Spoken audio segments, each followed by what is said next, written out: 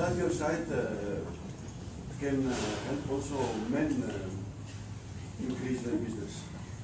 Well, I thought about it. Well, I don't believe in women-only networks at one point, because what I see with a lot of companies started up by women is that they do need a female mentor for leadership issues, but in the end, if you talk about risk-taking and you talk about funding, then your network should be much wider. It is the case that 97% of the investors are men, so if you want to attract funding, then your network should be much wider, and that's why we have never been women only. And what I see now, we organize a lot of funding and pitching events. It means that we ask startups to pitch before investors, partly because in order to start their network and to get to know the investors, and a lot of men actually are coming to these events, and I think it's one of the reasons because it's very well organized, so and the quality is very high, and there are also a lot of companies which are started by men, fashion, whatever, and then they're like, okay, now we're having great technology and fashion, but we have no clue because we don't know the market, we don't know. We want to reach, your company wants to reach female bloggers. That means that you have to connect with female networks because, the most fashion bloggers and most, right now, a lot of the clothes which are sold online are women. So I don't believe in women-only networks, but we started it really focusing on women-led companies because I do think that there's a big step to be made.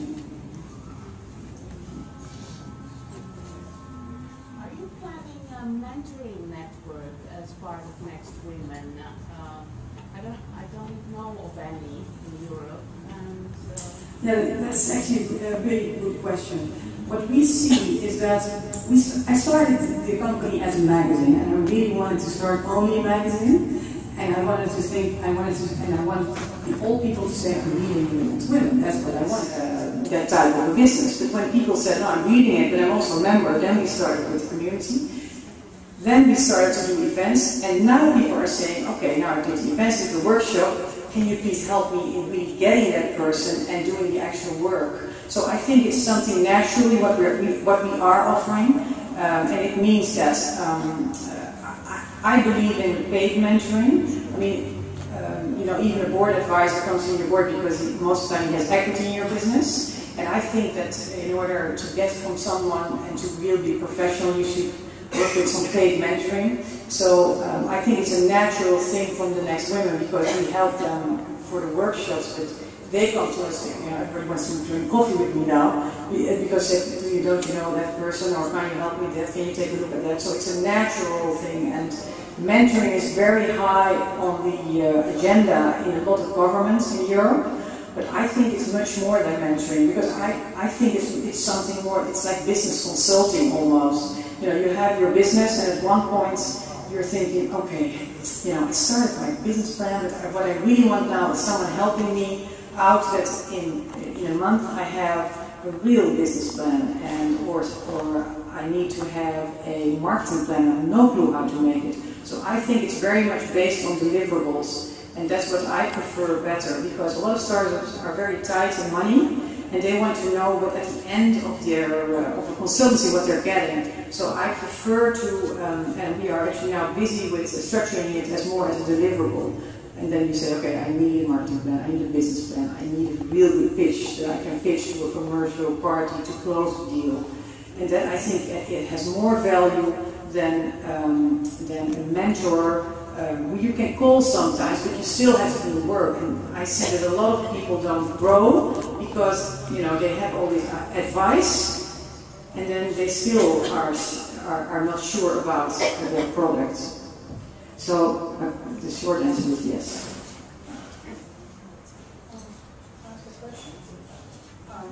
I'm just looking at your Twitter account. I don't know who operates it. There's no tweet about you speaking here tonight. No. So that goes to networking. And I wanted to ask, this question is, what happens with Europe? I see a lot of tweets here concerning the States or maybe London. What about countries like ours, or smaller countries, or the Balkans? What do? Do you write about that? Do you search for women that are influencers? Yes, we do. Actually, this was something when we started, we wanted to do profiles of a lot of women who are starting companies. It's very hard to find them because we depend, of course, we do a lot of research ourselves, and I call out a lot, and people can find us, but a lot of people don't have a high profile, so they're starting something, but they don't write about it, or they don't get you need to have somewhere that people can find you. So we are actually, what I'm actually doing now is getting more spotters or journalists or whatever in different countries who are going to be used as your local eye. But it also depends a lot on the person's itself. I mean, in the US, it's so obvious that when you start something that you profile it. And if you time the profile, that you give someone the beta, you try to get an interview somewhere, and that something, for example, what I didn't know, and that I know now, is that virtually every entrepreneur in the UK has their own PR. Small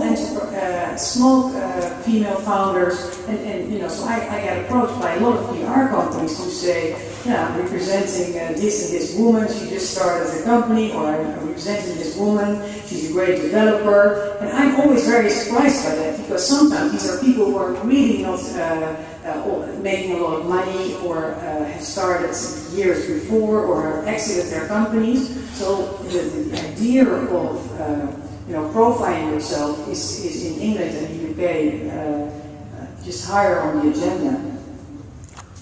What's the #1 educational resource you would refer Greeks who are interested in social networking to in terms of learning and developing their understanding of social media marketing?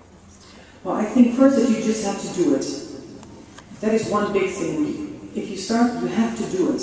So you can read a lot about it, but you only really understand it when you start something. So, for example, you think about yourself, okay, I'm going to tweet for a while, and you really can't learn it if you don't do it. So that is one thing. Just do it. And the other thing is that there are some good articles of a couple of like Pro Blogger, which are really good.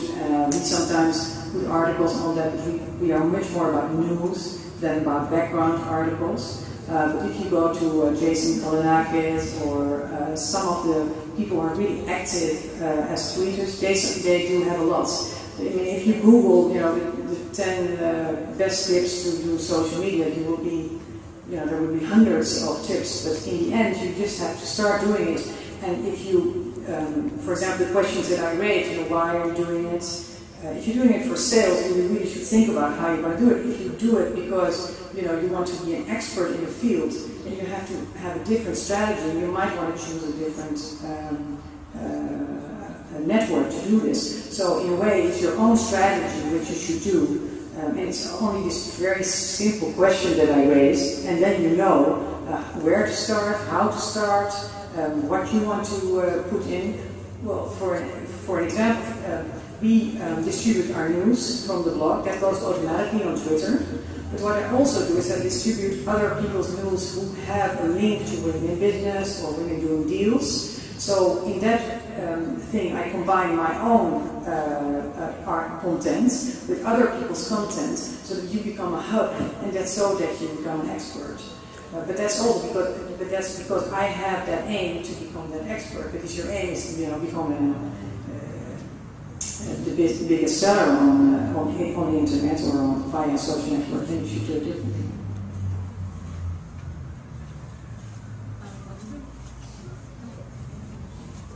Yeah. Thank you very much.